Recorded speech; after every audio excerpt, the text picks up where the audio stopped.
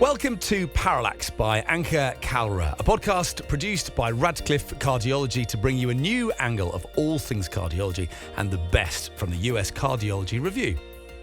Published every second Monday, Ankur Kalra, MD, interventional cardiologist at the Cleveland Clinic in Ohio, USA, speaks with legendary cardiologists, reviews late-breaking trials, and interviews authors of our latest and best US Cardiology Review articles. We call them #audio articles.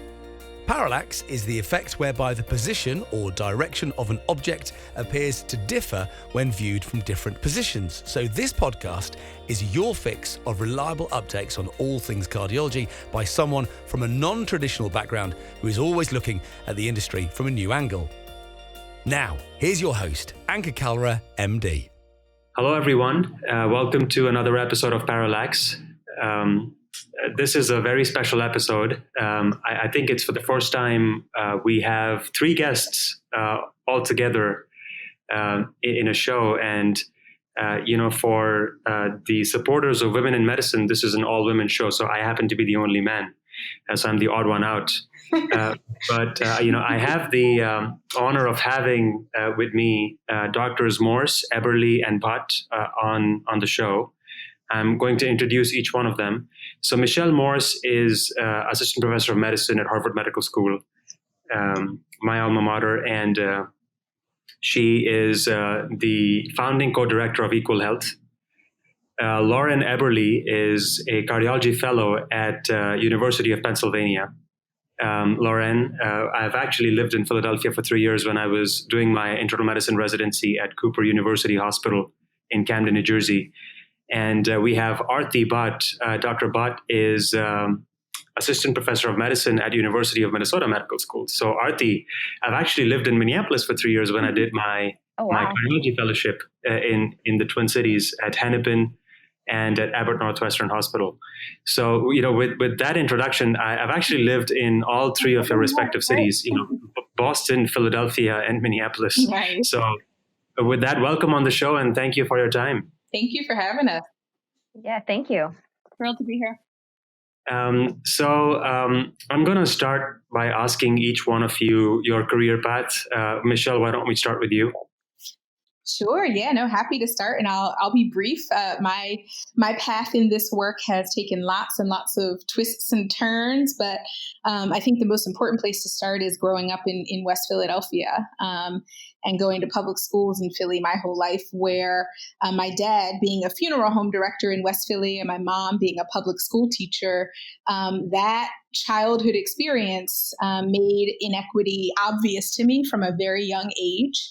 And I was very lucky, I think, also to have parents who made sure that I understood the historical roots of inequity through various ways, be it going on, summer field trips to plantations in the South or going to African-American history museums. So I feel very, very lucky that I had parents for whom understanding inequity was a early part of my childhood. But it was actually, believe it or not, my time as a first-year medical student at University of Penn in West Philadelphia that I think also really helped me to understand the connection between inequity and health. I had always done activism work kind of outside of my studies as a student and finally really saw as a first-year medical student how to bring those two things together more concretely. And part of that was learning about the AIDS movement and being a part of the AIDS movement. And part of it was also just being back home in West Philadelphia and seeing the crazy, unjust, unfair, avoidable differences in outcomes for Black folks from West Philly compared to other folks. And that persists to this day, despite University of Penn having been in West Philly for many, many decades now. We haven't seen the population health changes that I would expect with an institution like that present in West Philly. And then that brings me really, I think, to up to now, kind of with that context for me, I think as a medical student, as a resident in internal medicine and global health equity and primary care at Brigham and Women's, my childhood and upbringing really set the path for me to be heavily involved in this kind of work. And I will just mention also that the global health component for me came in as I really started to understand as a medical student what was happening with the HIV movement from a clinical perspective, and got to spend time in Botswana, where in 2006, the life expectancy of people in Botswana was 36 years. And that was not just about HIV. That was about all of the social and structural inequities. That was about colonialism and imperialism and everything else. And I really got to see that up close and personal as a young medical student, and that really shaped a lot of my path. And then I'll just mention lastly that in 2010, I was not in Haiti at the time, but January 2010 was the earthquake in Haiti that unfortunately led to the loss of over 300,000 lives and really forever changed the path of the nation. Despite Haiti having been one of the most important countries in history, the only place where a successful revolt against a system of slavery had happened, and it was the first independent Black republic in Latin America. So it's a very important country in our world's history of oppression and inequity. And yet this earthquake completely upended every aspect of life. And so with some amazing, amazing colleagues, I don't know if we're allowed to curse on this podcast, Dr. Kalra, you'll have to tell us, but with some amazing colleagues, we started an organization called EqualHealth that was really focused on what our friends and colleagues in Haiti were telling us was necessary, which was a complete revolution in the system of educating health providers across the country because so much had been lost after the earthquake. And I had the honor of visiting and working in Haiti in 2009 with an organization called Partners in Health, or Zami La Santé is the Haitian sister organization. And so I had already kind of gotten engaged in the work there, and the earthquake really changed everything. So our what you'll hear about a little later is our campaign against racism. It's a part of an advocacy platform of EqualHealth, and I think really helps to make some of what we're talking about today more granular and more action oriented. So I'll stop there. Well, what an amazing introduction and what a career path. Congratulations on everything that you've accomplished. Arti, tell us a little bit more about yourself. Yeah, so in some ways, like Michelle, the reason that I'm doing the work that I'm doing today has a lot to do with my childhood. So I'll just say that I grew up actually in a fairly small, predominantly white, predominantly Christian town in Wisconsin, but my parents are Indian immigrants who grew up in East Africa and Kenya. So from a young age, there was a lot of different influences in my life, Indian, African, and then also, kind of an outsider identity for where I grew up. And so a lot of my childhood and adolescence was sort of negotiating all these different identities. And in that, realizing that there were a lot of inequities in the way that people were treated, and also just examining some of, my own privilege. So growing up, I was always encouraged to just ask why. And that actually led me to do my undergraduate at Marquette University in Milwaukee, which where I learned about concepts like social justice and liberation theology, but also was like embedded in this liberal arts institution that was in the sort of middle of one of the most segregated cities in the country. And so again, that dissonance was there and probed me to continue to ask why. When I started doing my residency in internal medicine and pediatrics, I did med-peds residency at the University of Minnesota. I actually, at that point, got connected with someone named Michael Westerhouse, who is an internist and medical anthropologist who does work with Michelle Morse, and was teaching a course called social medicine in northern Uganda. And I was able to go to northern Uganda and spend a lot of time learning about the sort of upstream factors that lead to health inequities, sort of in the context of the historical context of northern Uganda. And and through that, it just sort of blossomed into this career of knowing that sort of I was called and had an obligation to use whatever privilege I have to address structural inequity. And so right now, I actually, I did a chief year in global health where I was doing a lot of medical resident education. And then after that, working in Tanzania. And then since then, I've been a primary care provider at a federally qualified health center in Minneapolis, where we take care of predominantly non-English speaking immigrant and refugee patients, uninsured and underinsured patient populations, and really some of the people that are most affected by health inequities. And I help with the campaign against racism, and I help run the Minnesota chapter of the campaign against racism, which is a community organizing arm of that. And I'm also on the board of an organization called Minnesota Doctors for Health Equity, which is really pushing physicians to be active citizens in their community. Well, great. Thanks again for sharing such a vivid background. What has already amazed me about both you and Michelle is the depth of global exposure you both have had. And having lived in Minneapolis for 3 years, I know the inner city population is very diverse. There is a significant Somali population, right? And absolutely, 60% of the population I take care of in my clinic is actually Somali. Yeah, and when I was at Hennepin, what was very rewarding and refreshing for me too was just encounter the amount of languages that we required help with medical interpreters for patients who were being hospitalized at the county hospital. And then I did work with Ron Johansson, who's a interventional cardiologist at Hennepin. I think he has since retired, but is fairly active, is still very active in his role at Global Health. I believe at the University of Minnesota still, right? Correct me if I'm wrong. Did you happen to work with Ron Johansson? Oh yeah, I know Ron very well. He's still doing a lot of global health work. Yeah.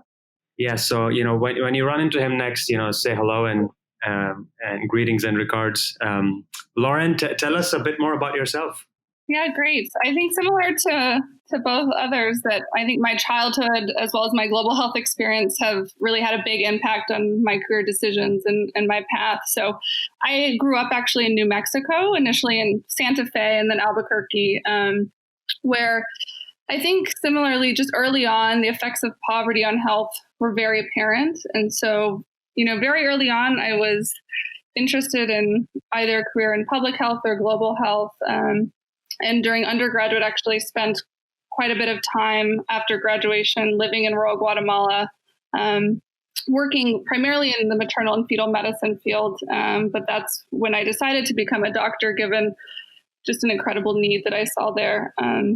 So I returned to New Mexico for medical school and then decided to go to Brigham and Women's for residency, particularly for their global health equity program, knowing that was really what I wanted to focus my career on. And that's where I met Michelle. And so during my residency time there, I spent quite a large portion of time working with partners in health, predominantly in Rwanda, but also in West Africa and Liberia.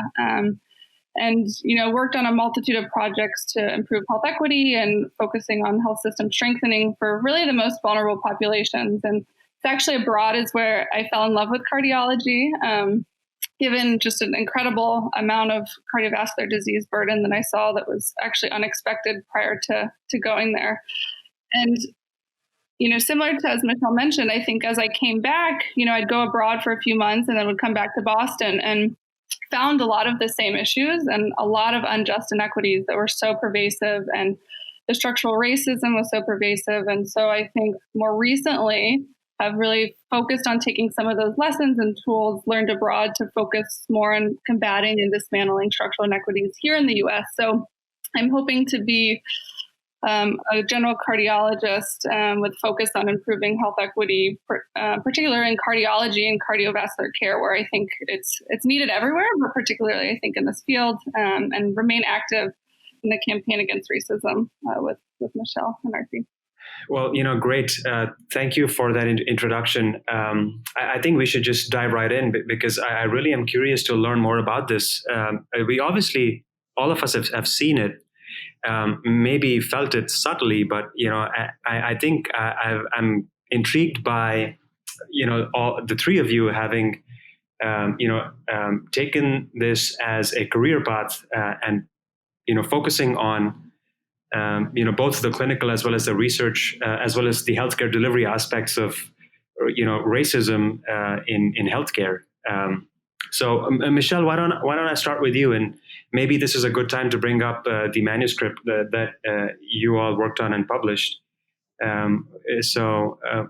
Please educate us on this topic, Michelle. Yeah, no, absolutely. I think we were so excited that you're interested in hearing more about it. And as you said, this is a moment where consciousness is just really being opened up in a way that is so exciting, although it's obviously disturbing that it's because of mass death from COVID-19. But there really is a window, I would say, of opportunity for learning and for action. And that's the only way that we can, I think, make sense and find meaning in the loss that we're all witnessing and experiencing right now, is by using this moment to say that we're not going to go back to the normal that was going to lead to not just climate catastrophe, but ongoing, profound, generational inequity in life expectancy, in outcomes, in just about every social indicator you can think of. So I do really see this as a tragedy, but also a time where we have to really be deciding as a community of health providers that we're not going to go back to the normal that was inequitable, unjust, and very painful to uphold. So I'll be brief because I know I really hope that RT can talk a bit about the campaign against racism as well. And I know Lauren has so much to say about the manuscript that you mentioned. But I'll just start by saying that I think starting with the definition of racism is really important, especially for health providers. And a lot of the work that we did at Brigham and Women's Hospital in the Health Equity Committee that I co-chaired was very much about that, starting with a definition. And I have to shout out Abby Ortiz and Denny Butler-Mackey and Tom Kiefer from Southern Jamaica Plain Health Center, who really helped us to do this work and helped to bring an anti-racist analysis to the Department of Medicine at Brigham and Women's Hospital. And so the definition of racism that we have been using is Dr. Kamara Jones's definition, and it's one that hopefully everyone who's listening will go and look up. All of you should read The Gardener's Tale that Dr. Jones published in the Journal of the American Public Health Association back in like 2001 or 2002 or something like that. And her definition of racism is really simple. It's basically, it's about who gets access to opportunity and who doesn't. And it's about the fact that racism is a system and not a person. It's a system of structuring opportunity based on what we socially assign as race, because as we hopefully are all becoming clear on, race is a social construct, not a biological construct. And the fact that that is not taught clearly in medical school and in other schools is a big part of the reason that health providers are so confused about how racism is operating in health and healthcare systems. And so that definition is simple, and it basically makes clear that in just about every indicator that you're going to look at across the U.S., and we could talk more about what this looks like in global systems as well, but in the U.S., it's a system of white supremacy where white health outcomes are on top in just about every category. And we could talk more about the specifics of that. But over 400 years, 500 years of colonialism, settler colonialism specifically in the U.S., as well as slavery and structural racism, that has not just permeated the health experiences, but it has shaped the entire structure of our society. And so healthcare is not a space that's immune from that, even though I do feel like well-meaning and just beautiful, beautiful people flock to healthcare, which is wonderful. But we're not immune to the society that we live in and the way that opportunity and access to opportunity is structured in our society. And that plays out in lots of ways. So that's the definition that I think is useful. And then I'll just say briefly kind of how that led to the manuscript. And then we can come back to the Campaign Against Racism in Artie's comments, perhaps.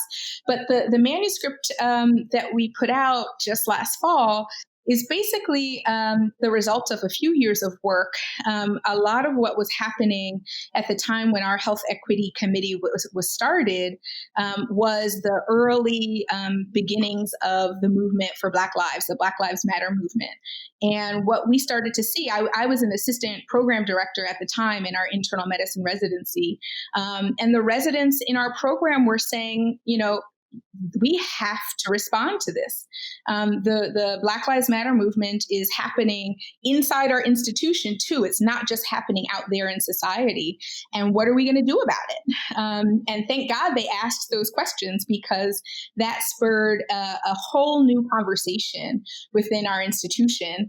And I think it's also important to recognize that social movements have always influenced institutions to make the change that has been long overdue. And our Health Equity Committee was not the first Health Equity Committee Brigham and Women's had ever had. We were reviving work that had been done for many decades, but ebbed and flowed with the interests of folks at the institution.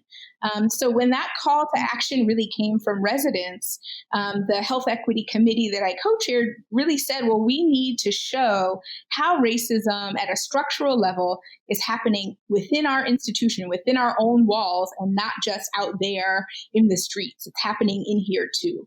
And so how can we do that? And some of the early ideas were, well, we notice that if you're Black or brown and you have heart failure, you tend to end up on the general medicine service rather than on the specialized cardiology service. And it just so happens also that our cardiology service is in a very, very beautiful, recently built building that has private rooms, that it's the kind of place where you would want everyone to get dignified care. But of course, it's a limited resource and there are only but so many beds. And so because of that anecdotal experience of residents and attendings, we said, well, let's actually look into that. Let's get the data and see if this theory or this observation is true, if it plays out. And I think a big part of the reason we wanted to do that also was because it was an opportunity to work across departments, because the triage decisions from the emergency department include cardiology, they include general medicine, they include the emergency department leadership, clinicians rather. So it was also a great way to get more people involved in the work of examining health equity and racial justice within our own walls. And we started as a committee from a point of having that definition of racism from Dr. Kamara Jones that I mentioned, and also assuming that racism was operating in our institution. We did not set out to say we need to show that structural racism is happening here. We started from a point of structural racism is happening here. What are the examples? And then how do we start to address those inequities that we uncover?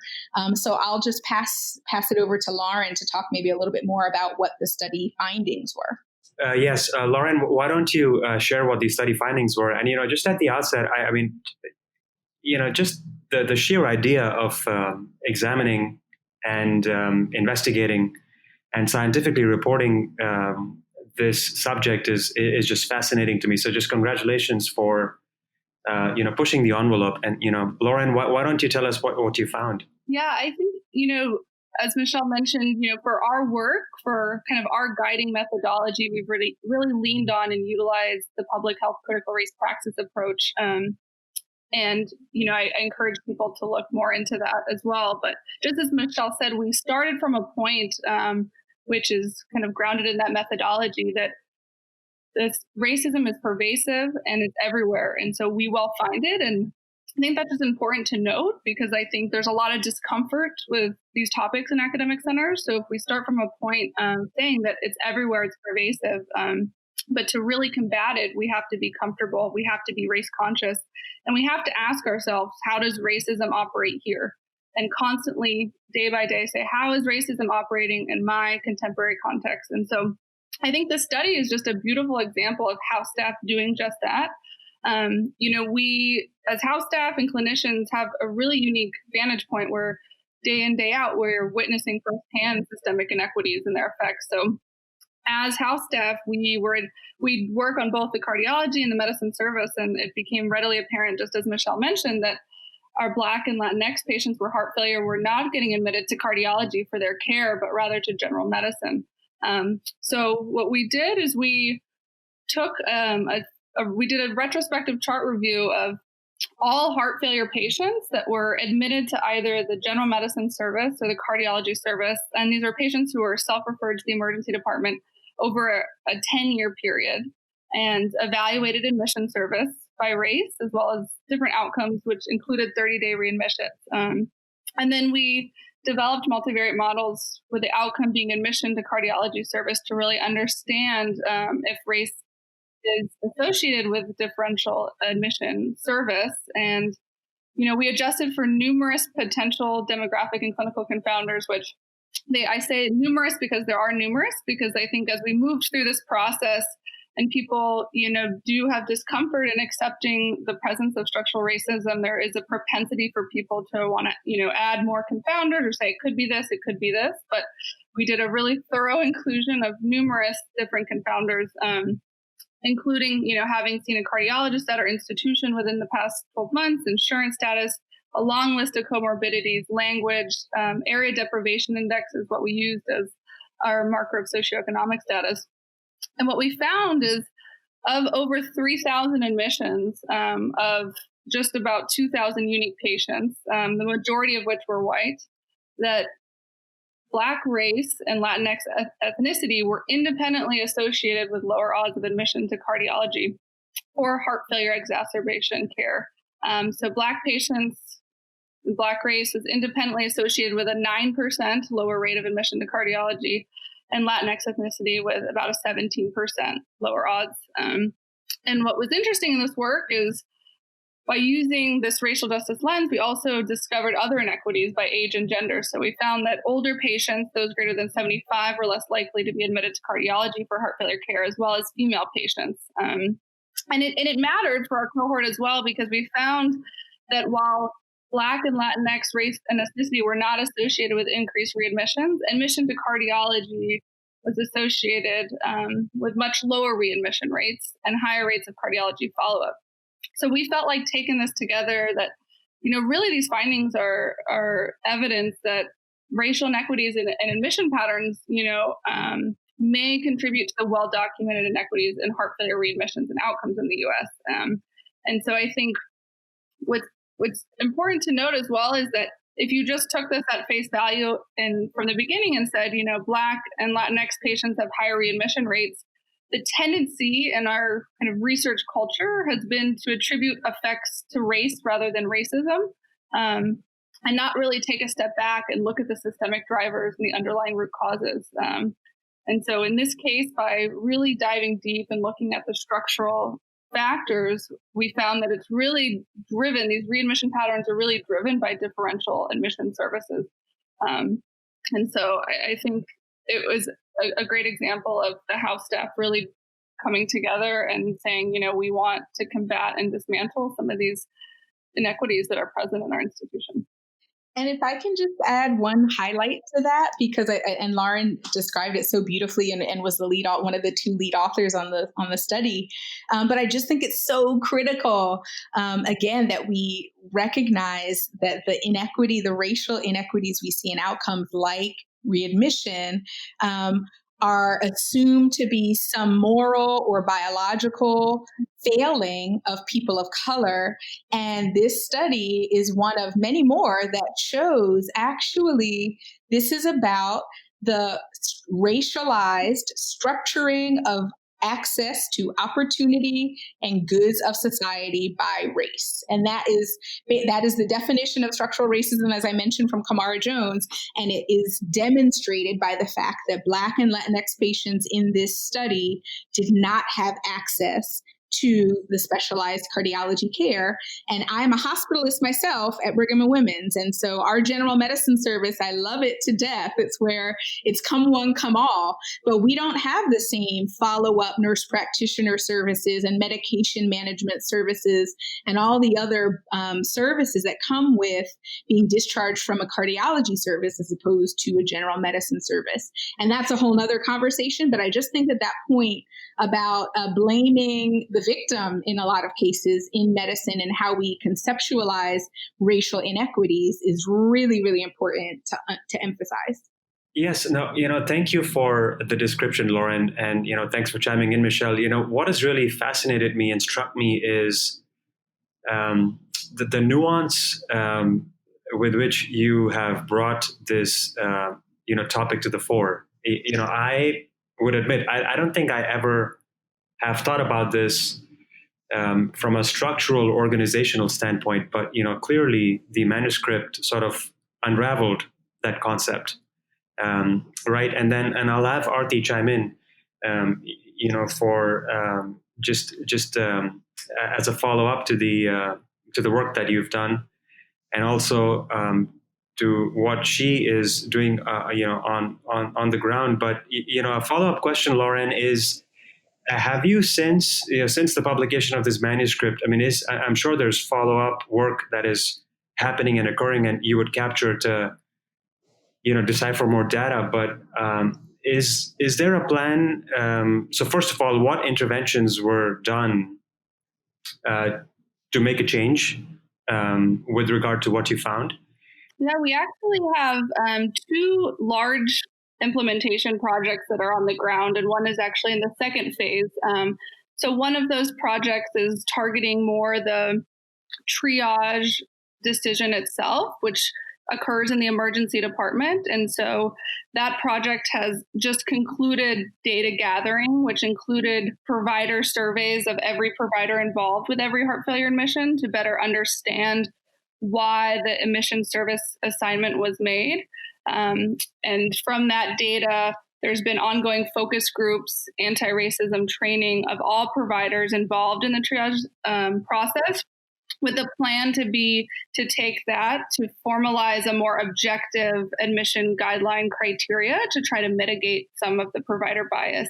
So that's one piece. And then the other piece is, we found in our study that the largest predictor of being admitted to cardiology was having a cardiologist at our institution, but that our Black and Latinx patients aren't really making it to outpatient cardiology. And so we have started something called LEAP, which is a longitudinal equity action plan for all patients that are admitted with heart failure on the general medicine service. And this package includes, it's huge, but includes addressing social determinants of health, including rides to appointments, making sure that cardiology is engaged with that admission and that care, but also more systematically setting up patients with cardiology care outpatient, so that if we can't avoid inequity in that admission, that perhaps downstream that there will be less inequity in admission service assignment to get those patients linked into cardiology.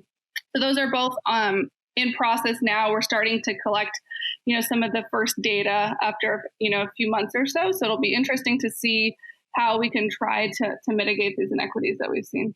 Well, terrific work. Aarti, why don't you talk to us a little bit about, the fight against the culture of racism and the kind of work that you've done as a follow-up to the work that Michelle and Lauren just discussed?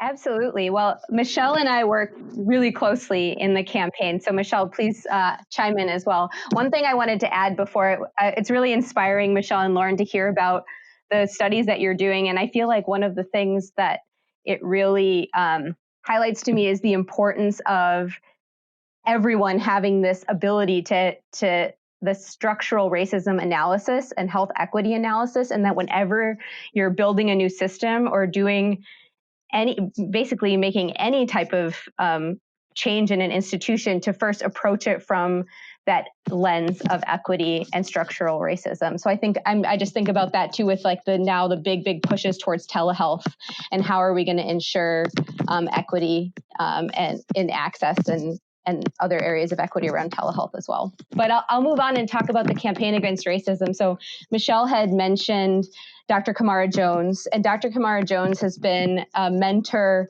to the Social Medicine Consortium and the campaign against racism from the beginning. In fact, it was Dr. Jones' sort of call to the Social Medicine Consortium.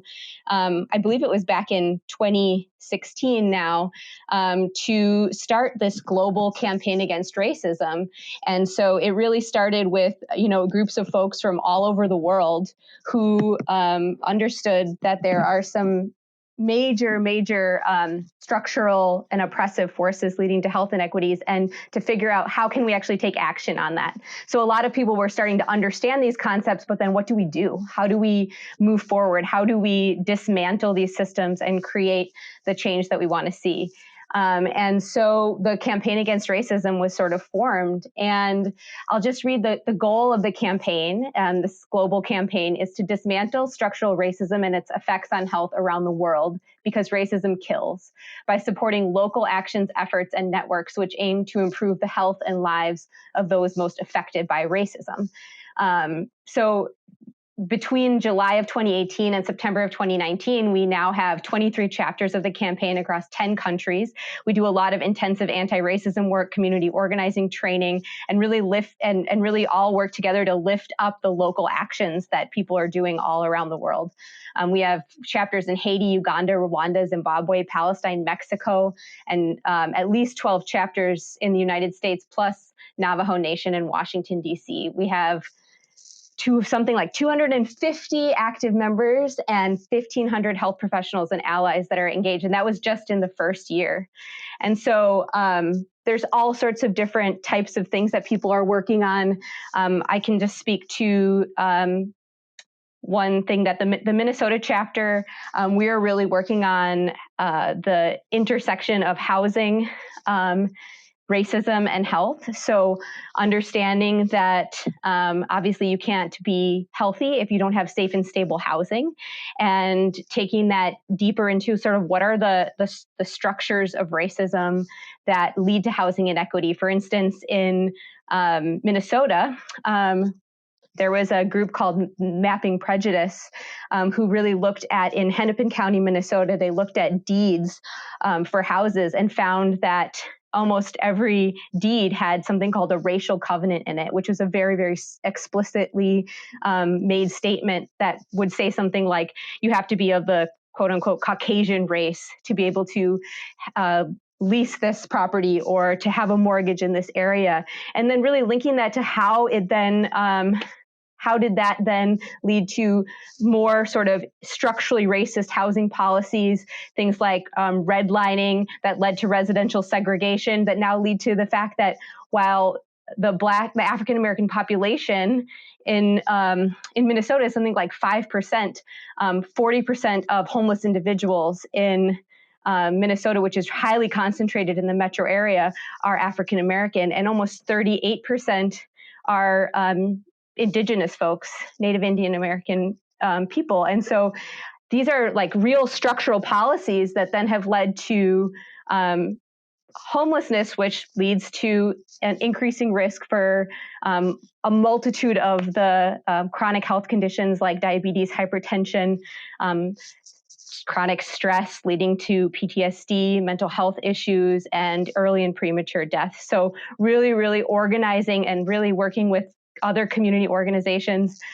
in the metro area to, one, help health professionals understand that housing is a health equity issue, and that structural racism is sort of the most upstream factor that's leading to these inequities, and also teaching people how to advocate and organize around that.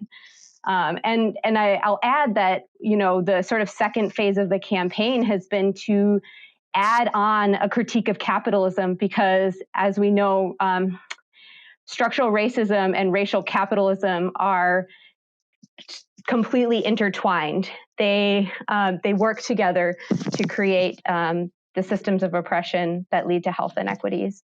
And Michelle, I didn't know if you wanted to add more specifically about capitalism. Yeah, no, you described it all so beautifully, Archie. Thank you for that. If it's okay, yeah, I'll just hop in and add a couple points. I think it's just really, really important for the campaign against racism as well, for us to recognize how uncommon it is for health providers to be engaging in this kind of work, and how much it needs to happen more, and how important it is to make sure that it's done with a lens of global solidarity and fights American exceptionalism. And I think that those two things are so important in what we're trying to do in the campaign against racism. And I think it's also not surprising, perhaps, that the work has evolved so much now that we're towards the end of our second year of the campaign and about to enter our third year. As Artie mentioned, we moved from focusing only on structural racism to really looking at racial capitalism as a system. And many of the listeners probably haven't heard too much about racial capitalism. It's not something that you learn in medical school for sure. And it's not something that we, unfortunately, have spent enough time on. But that is why it's so important for health providers to recognize that our education in biomedicine is incomplete if it's not connected to the social and structural components, and if it's not connected to the social sciences. And a big part of what we say in the campaign against racism is, of course, that health and healthcare is truly a social science, actually. And I think that is hotly debated by Stanley Goldfarb and others. But I do think it's important that we be clear, at least in our campaign, that that's how we see it.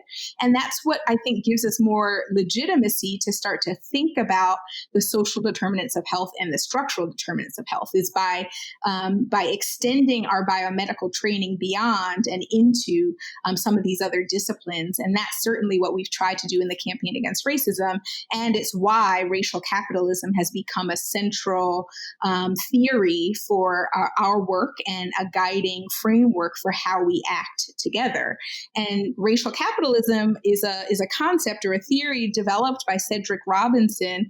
I actually was born on the same day as Cedric Robinson. I feel very honored, November 5th, 41 years later than him, but still, nonetheless. And Cedric Robinson wrote many things over the decades-long a career that he held. But racial capitalism as a theory essentially says that capitalism did not evolve as a clean break from feudalism, but capitalism actually evolved as an extension of a social arrangement of white people on the top and racial and ethnic minorities on the bottom. And that actually capitalism itself only is able to function if there is an underclass that doesn't have ownership of capital, and that underclass consistently over history has been racial and ethnic minorities. And those might have been racial and ethnic minorities in Eastern Europe. But in the U.S. context, those are Indigenous people, Black people, Latinx people, and others. And so we feel that racial capitalism truly describes the social arrangement, not just in the U.S., but globally, because as we mentioned, the campaign against racism is about global solidarity, and half of our chapters are outside the U.S. and are bringing such a powerful analysis of racial capitalism and imperialism, but also in the era of COVID-19 are helping us to remember, yes, it's bad in the U.S., but we can only come out on the other side of this pandemic if we're doing this work of health equity with a lens of global solidarity. And our current administration, to be quite frank and honest, and I'm sure everyone would agree, is the opposite of global solidarity. In fact, we're already talking about vaccine nationalism, and we're already talking about who gets access to remdesivir and who doesn't. And so I think that is a huge issue that really needs to be addressed. And that's what we're trying to do in the campaign. Well, great. That was just a terrific description overall on the topic. I actually learned more than I ever have in any podcast that I've recorded so far. And I believe this is episode 29. So thank you for educating me on a topic which, clearly I need to do more reading on. But you've certainly intrigued my interest, both from a clinician standpoint, the inherent biases that we have, but also from an academic standpoint. And I would take these lessons very strongly as I move forward and conduct myself clinically, but also come up with projects. I know at the Cleveland Clinic, we are looking at social determinants of health and how, access to COVID-19 testing was differential and varied across several counties in Ohio. And, we've come up with some pretty profound, results and conclusions. But, with that, I would conclude this episode. Thank you all, Arti, Lauren, and Michelle for making the time and for spending a Saturday late afternoon with the Parallax audience. I'm sure there will be a lot of feedback and reaction on various social media accounts, primarily Twitter, when this is hosted and posted online. But thanks again, and I wish you all the best, and wish you great luck and continued progress in very, very important work that all of you are doing. Thank you for being on the show.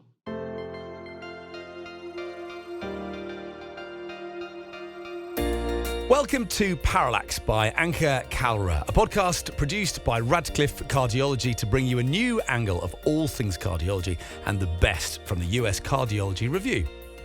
Published every second Monday, Ankur Kalra, MD, interventional cardiologist at the Cleveland Clinic in Ohio, USA, speaks with legendary cardiologists, reviews late-breaking trials, and interviews authors of our latest and best US Cardiology Review articles. We call them #audio articles. Parallax is the effect whereby the position or direction of an object appears to differ when viewed from different positions. So this podcast is your fix of reliable updates on all things cardiology by someone from a non-traditional background who is always looking at the industry from a new angle.